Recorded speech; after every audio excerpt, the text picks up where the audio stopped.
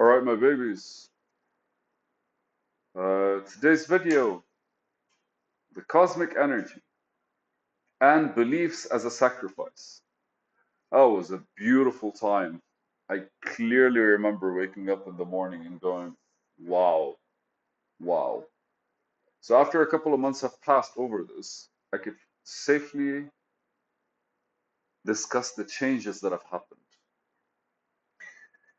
Uh, let's talk a bit of, I don't know if it's physics, right? The laws of thermodynamics. What are they? Wait. The laws of thermodynamics.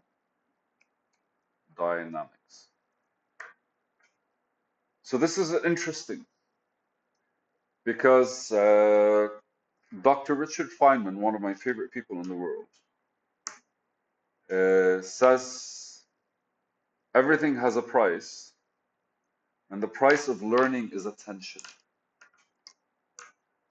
And naturally, that kind of like stuck with me because ultimately, most of what we discuss here is certain presence, is a connection with our reality, an easier transition through our emotions, and we kind of like go all around the things that throw us off guard. But the laws of thermodynamics are, if I'm not mistaken, there are three, right? Yes. The first law of thermodynamics is the law of conservation. The second law of thermodynamics is basically uh, the transfer of energy, and the third law of thermodynamics is entropy, like a closed system. Fuck man, the internet is super slow. But the first law states that the thermodynamic process, the sum of entropies of the interacting thermodynamic systems, never decreases. A common corollary of the statement is that heat does not spontaneously pass from a colder body to a warmer body. It's the transition, basically. The first law is heat's transferred in and out of our system.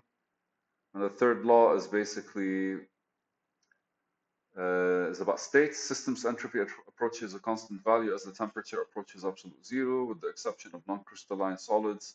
The entropy of a system at absolute zero is typically close to zero. They really like fucking like, explain anything. So the first law is based on the conservation of energy.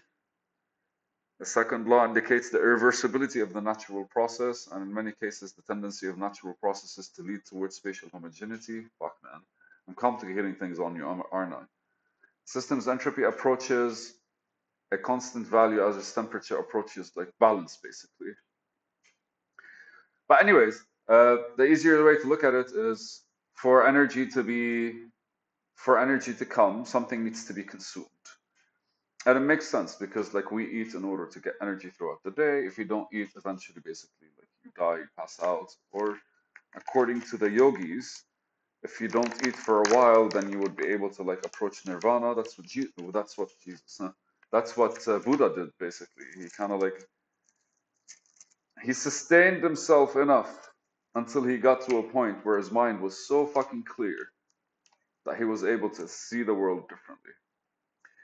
Hey, so anyways, what I'm debating right now is the cosmic energy and life force.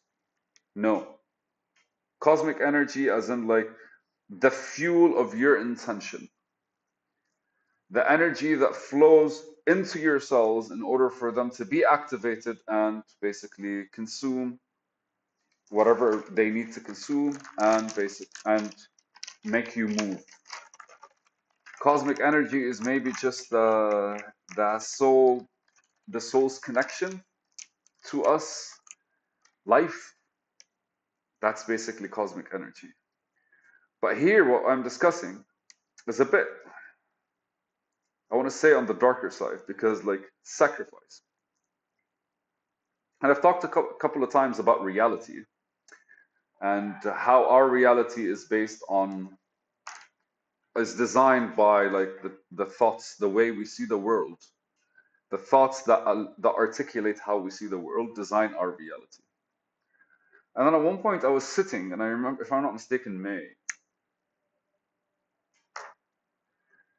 And I was like thinking to myself, everything comes with a price, right?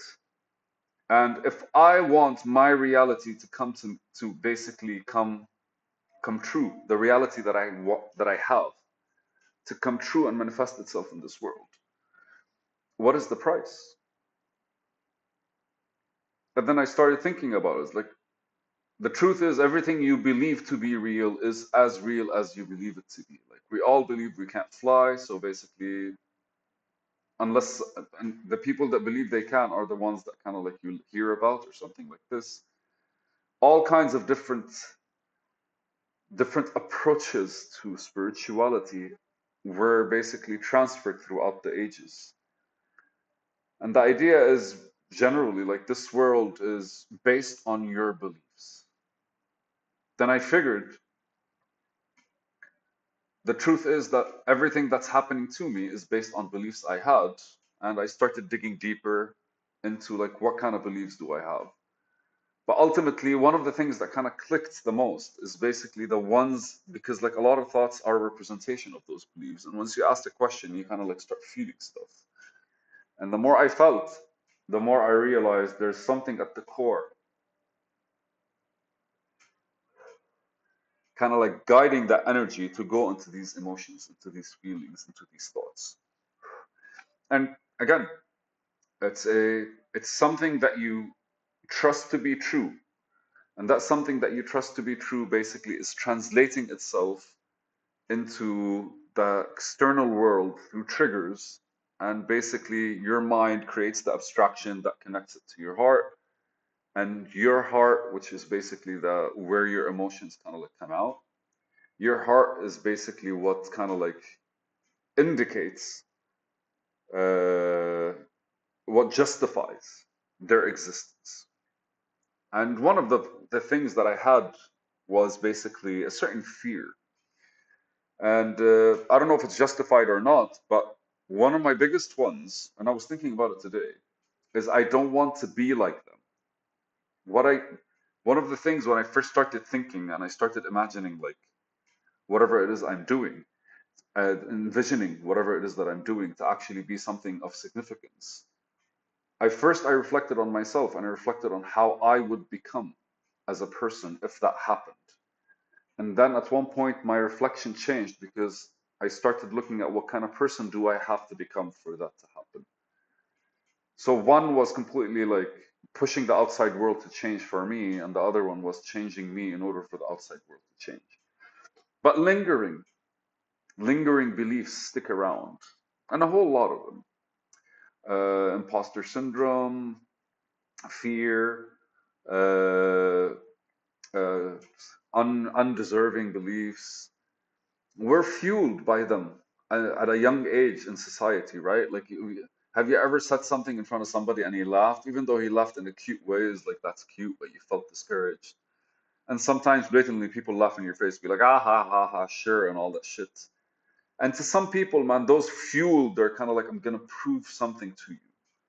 But when it comes to most of us, I think we kind of like have a much softer or much more kindred spirits. So we're more susceptible because we want to trust the world, or at the very least, we want to trust how the world is. So they create these kind of like obnoxious things in us that translate this reality, and this reality moves based on the energy that you put out, and that's not energy that you get from food. It's basically energy that you get from basically the universe, God, any form of like from the soul, any form of anything beyond what form can take. Because ultimately, like life, man, it's like when a child is born, and then basically when like an old person dies, their entire. I saw my grandmother before she passed away, the day before, and I saw her the day she passed away. The body is really just a shell, and there's something flowing with us. And basically the energy that we have to kind of like, if we want to change the energy, then we have to sacrifice something, because energy is fueled by whatever it is that we're giving it. And Sometimes it's a lot easier to give up on something instead of to, because you have to figure out how to start building the new belief system that you have in order for your energy to change. But in order for that to happen, you kind of have to like it's as simple as like a diesel car versus a gasoline car. The engines look the same, but they're completely different systems. And you have to sacrifice the old, basically, like system for the new one. And those systems are designed by our beliefs. So the note itself, cosmic energy, and beliefs in as a sacrifice, really are the change that you have. First starts with what you're willing to let go of, what you want to let go, what you're going to give.